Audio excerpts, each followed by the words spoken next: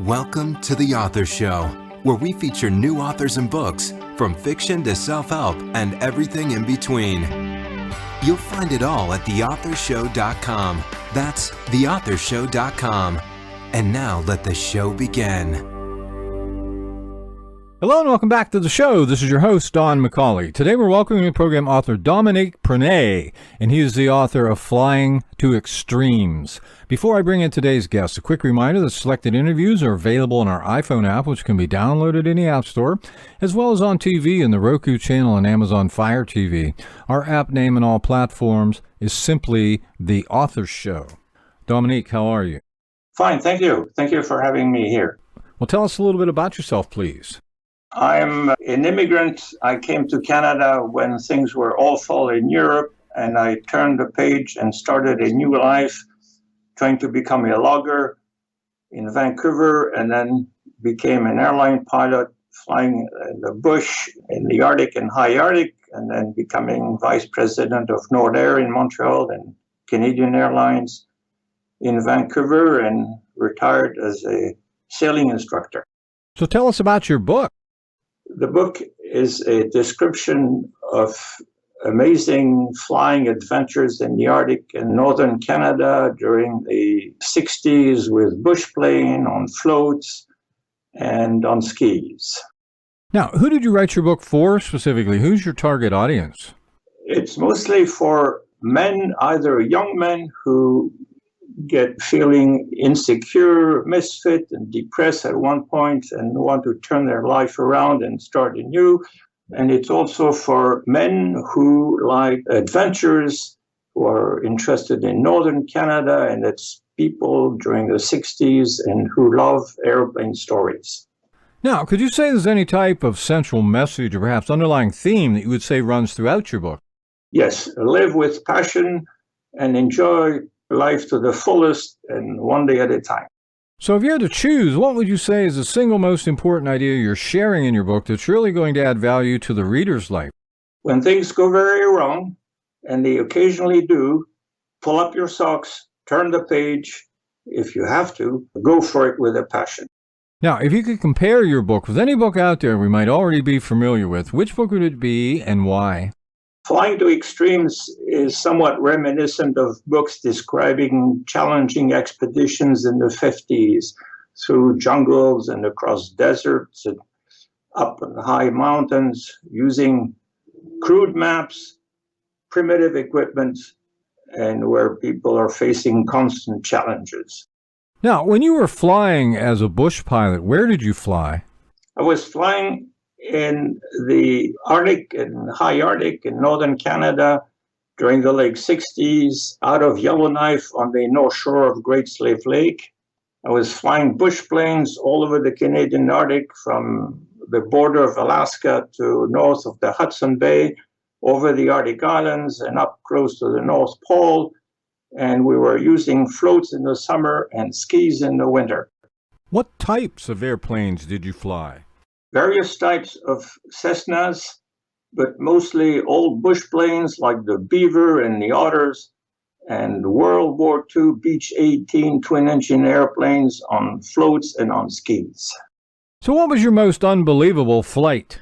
It was a fall through the clouds along the Arctic coast with an otter on floats one summer, where I was carrying 10 American sports fishermen returning to a lodge on Great Bear Lake along the Arctic coast, and we were in the clouds and started picking up clear ice. This is deadly.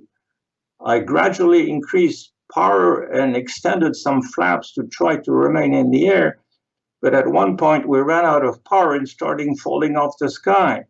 It took 20 minutes to reach the ground, and since the clouds were right down to the tundra, we hit the ground at cruising speed in zero visibility.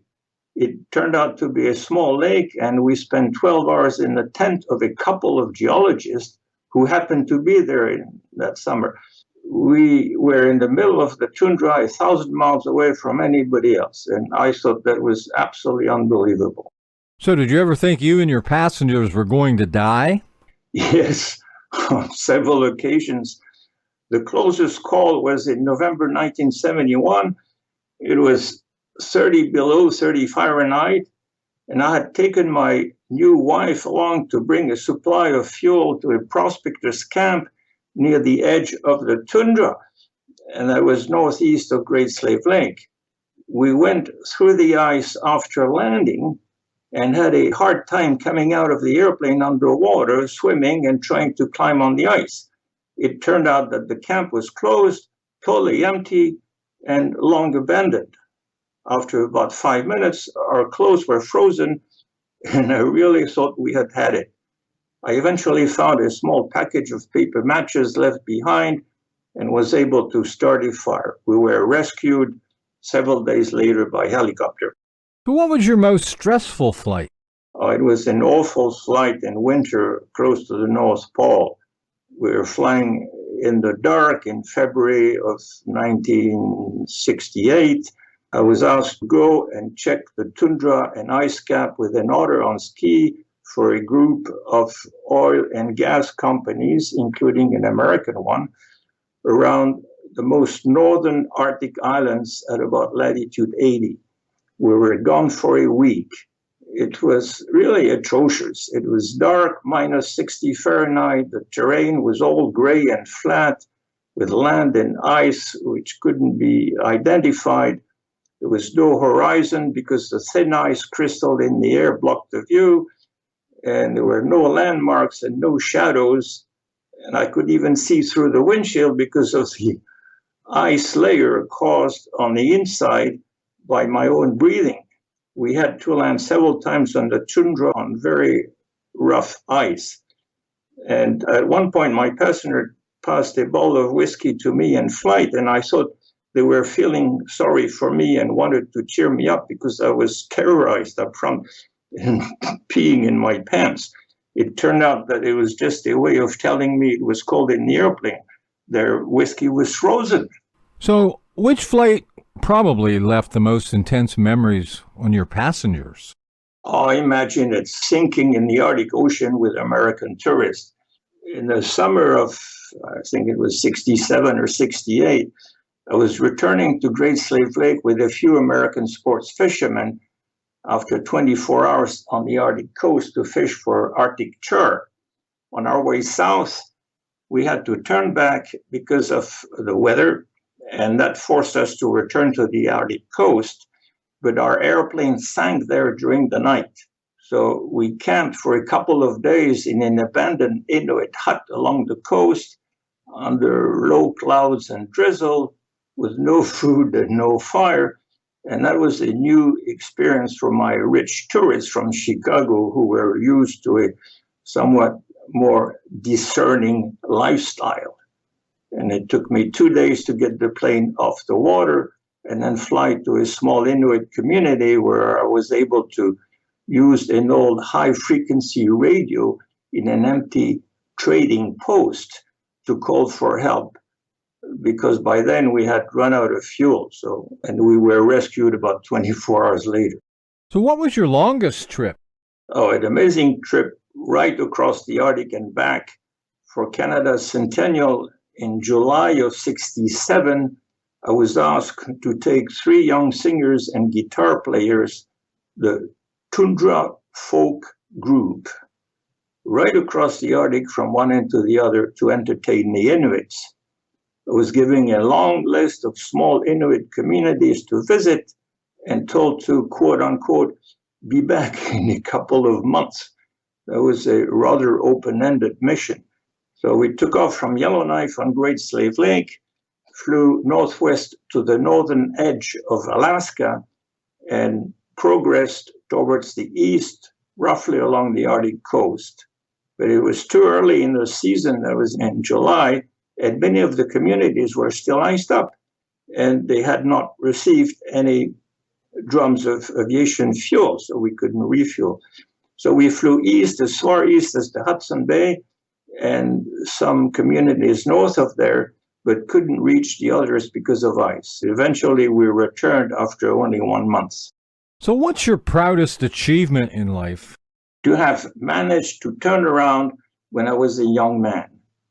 I was in my early 20s, I felt desperate, hopeless, and broken, and feeling like an absolute failure because I had not succeeded in joining one of the top French elite engineering schools. And yet I managed to gather enough stamina and determination to pull up my socks, emigrate to Canada, turn the page, and start a new life looking for a job. And I started off as a logger, of all jobs, in British Columbia.